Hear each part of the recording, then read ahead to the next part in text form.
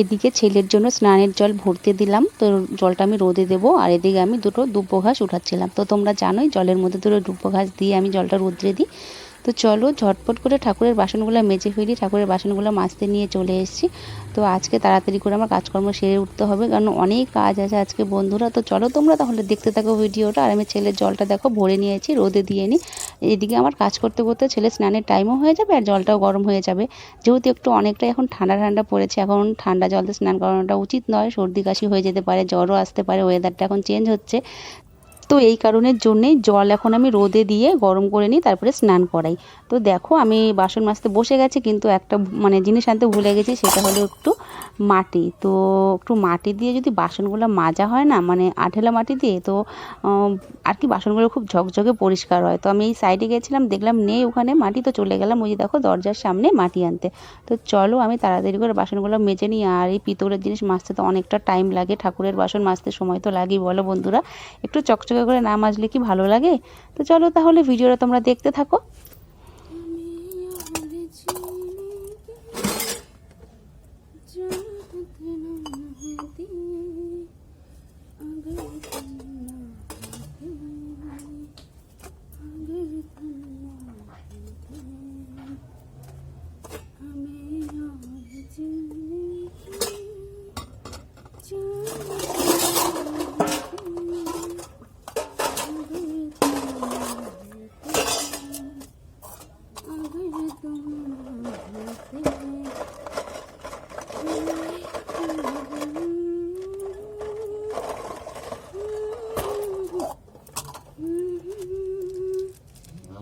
শুভ সকাল বন্ধুরা, কেমন আছো তোমরা সবাই? আশা করছি আমার পূজা ব্লগস চ্যানেলের পরিবারের সকলে খুবই ভালো আছো। তো আমার এই শিলিগুড়ি শহরে তোমাদেরকে অনেক অনেক স্বাগত জানিয়ে, আমার ব্লগে স্বাগত জানিয়ে আজকে আরও একটা ব্লগ আমি শুরু করলাম। তো চলো তোমরা আমার সঙ্গে থেকো আর পুরো ব্লগটা দেখতে থাকো। কেমন হয়েছে অবশ্যই কমেন্টে কিন্তু জানাবে।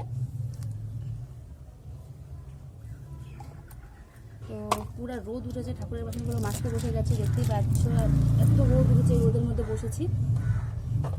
তো চলো নতুন আর একটা ভিডিও শুরু করলাম।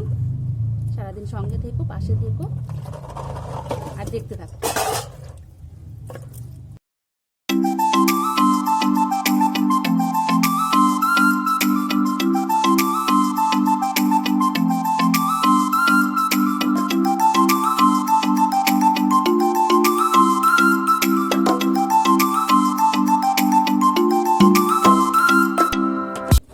এখনো কিচ্ছু কাজ করিনি, সব ফেলে ছুঁয়ে চলে গেছে ঠাকুরের বাসন মাজতে। ঠাকুরের বাসনগুলো মেজে তারপরে ঘরের কাছে হাত দেবো। নাই তো ছোটলাল স্কুলে,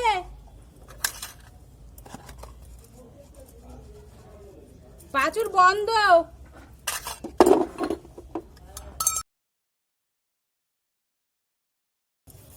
আজকে এতটা রোদ উঠেছে না বন্ধুরা, তোমাদেরকে কি আর বলবো, আমি বসে না আর বাসনই মাজতে পারছিলাম না, এত রোদ উঠেছে, মাথার চান্দিটা মনে হচ্ছে ফেটে যাচ্ছে। তো এই কারণের জন্য আমি হাতটা ধুয়ে আগে আমি যে দেখো ওড়নাটা একটু মাথায় পেঁচিয়ে নেবো, নাহলে আজকে আমার মাথা এখানেই ফেটে যাবে, আমি অজ্ঞান হয়ে পড়ে যাব। আর যেহেতু পিতলের বাসন মাজতে অনেকটাই সময় লাগে, আর পিতলের বাসন দেখবে পরিষ্কার করে না মাজলে না ভালো লাগে না। তো এই গায়ে জোর দিয়ে মাজতে মাজতে যেমন আমি হাঁপিয়ে গিয়েছি, তেমন আমার মাথাটা ঘুরে যাচ্ছিলো ওই রোদে বসে থাকতে থাকতে। তো চলো কি আর করবো, মাজতে যখন বসেছি মেজে তো উঠতেই হবে। আর ছেলে যদি থাকতো সামনে গাছে, তাহলে ছেলেকে বলতাম যে একটু ছাতাটা এনে আমার মাথার উপরে ধর। তো সে তো আজকে আর নেই, তাকে আর কি করে বলবো, সে তো চলে গেছে খেলতে। আর দেখো পেছনে জামা কাপড় মেলা আছে, আমি জামা কাপড় কেচে এসে তারপরেই কিন্তু আমি বাসন মাজতে বসেছি। যেহেতু এখন ছোটো দিনের বেলা বুঝতেই পারছো, ঠান্ডার দিনে যত তাড়াতাড়ি জামা কাপড় কাচা হয় ততই ভালো, নাহলে তো শুকোতে চায় না, এমনিই তো শুকোতে চায় না, রোদ চলে যায়, বেলা না হতেই রোদ চলে যায়। তো এই কারণের জন্য আর কি তাড়াতাড়ি ধুয়ে দিতে হয় এখন। ভাতটা খায় তারপরে তুমি শুয়ে শুয়ে মোবাইলে দেখো, আমি কিচ্ছু বলবো না। কেন, কি দিয়ে খাবে বল? ম্যাগি এখন খাওয়া যাবে না তো বাবা, ও টাইমে 11:30 বাজে, এখন কেউ ম্যাগি খায়? এখন ভাত খাইতে হয় একটু। আসো 2 তলা ভাত খাও, তারপর আমি তোমাকে বিকালে ম্যাগি বানাই দিব, বললাম তো। বিকালে দিলে কি খাবি তাহলে আমাকে বল,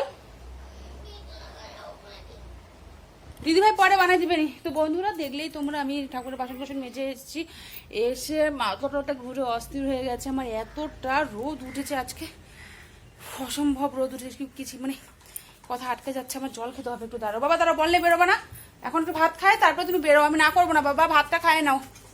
আর পুরো অসম্ভব রোদ কিন্তু আজকে, কালীবাড়িতে গিয়ে কিন্তু রোদে খেলবা না।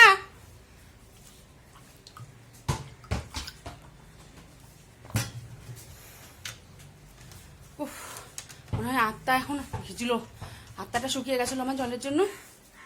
আর ছেলেও দেখো খেলছে, ফুটবল খেলছে বাড়ির মধ্যেই, দেখতে পাচ্ছ ছেলের অবস্থায় দেখো।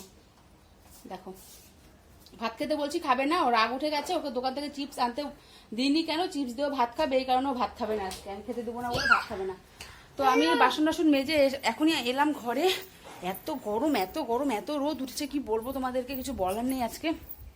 তো দেখো এই যে ঠাকুরের বাসনগুলো মেজে আমি এখানে রেখেছি, এই যে এখানে আমি ঝরা দিয়ে রেখেছি। তো শুকিয়ে গেলে ঘরে উঠাবো, এখনো ঘর মুছা হয়নি, তো আমার ঘর মুছতে হবে। ঘর বাড়ি পরিষ্কার করা হয়নি, কিছু করা হয়নি। আমি তুলসী মন্দিরটাও একবারে মুছে এসেছি, তো চলো তোমাদেরকে দেখিয়ে দিচ্ছি। তুলসী মন্দির আমার মুছা হয়ে গেছে, তাই দেখো দেখো এই যে একদম আমি মুছে একদম পরিষ্কার করে রেখেছি তুলসী মন্দিরটাকে, দেখতে পাচ্ছ এই যে। আর এখানে ছেলের জল রোদে দিয়েছি, তো ছেলের জল দেখলে আমি রোদে দিচ্ছিলাম, তো রোদে দিয়েছি।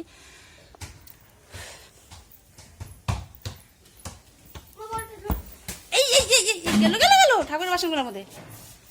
তো আসো বাবা, ভাত খাইনি, তারপরে খেলো তুমি। তো দেখতে পেলে ছেলের জলও রোদে দিয়েছি, যেহেতু এখন একটু ঠান্ডা ঠান্ডা ওয়েদারটা, তো আমি রোদ থেকে এসেছি দেখে আমার গরম লাগছে। তো একটু পরে তো গরমটা কমে যাবে, যেহেতু রোদে থেকে এসেছি তাই গরম লাগছে আমার।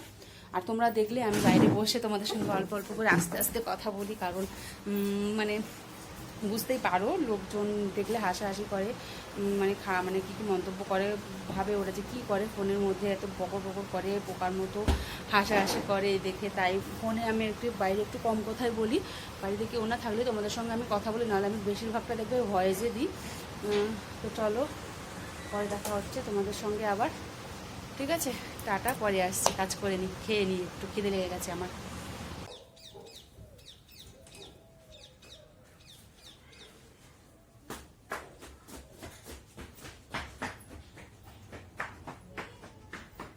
তোমরা তো দেখতেই পেলে আমার ছেলের কাণ্ড কারখানা। ও ঘর থেকে চুপ করে বেরিয়ে চলে গেল, কারণ জানো আমি ঘর মুছে বেরিয়েছি, তো মানে ও তো জানে যে আমি ঘর মুছে বেরোলে ঘরে ঢুকলে মানে বকা দেবো, এই কারণে আমি যখন ওই ঘরগুলো মুছছিলাম না তখন ও চুপ করে বেরিয়ে মানে ঘরে ঢুকে মানে বল নিয়ে চুপ করে বেরিয়ে দৌড় মেরে চলে গেল।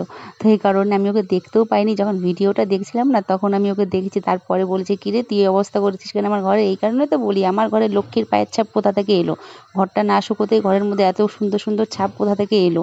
তো ওই শুনেও হেসে দিয়েছিল। তো চলো তাহলে বেশি কথা বলবো না, অনেকটা রোদ উঠেছে, এই রোদের মধ্যে আমি ঘরগুলো মুছছি, মাথা মুথা ঘুরে যাচ্ছে আমার এখন।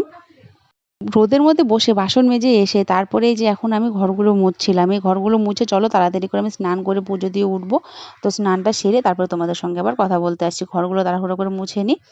আর এতগুলো ঘর মুছতে কি আর কম সময় লাগে বন্ধুরা বলো? এই দেখো আমি ঘর মুছে তোমাদের সঙ্গে গল্প করতে করতে স্নানও সেরে চলে এসেছি। তো এখন আমি পূজা দিতে যাব, চলো তাহলে পূজার ঘরে যাওয়া যাক। এই দেখো বালতিটা এখানে রেখেছি। তো আমি যেহেতু দেখলে তোমরা আমি ঠাকুরের বাসনগুলো জল ঝরতে দিয়েছিলাম, তো ঠাকুরের বাসনগুলো ঢুকিয়ে নিয়েছি, আর এই যে বালতিটা বাইরে রেখেছিলাম।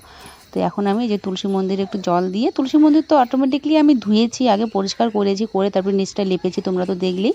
তো এখন আর একটু জল দিয়ে নেব, জল দিয়ে তারপরে আমি চলে যাব ঠাকুর ঘরে পুজো দিতে।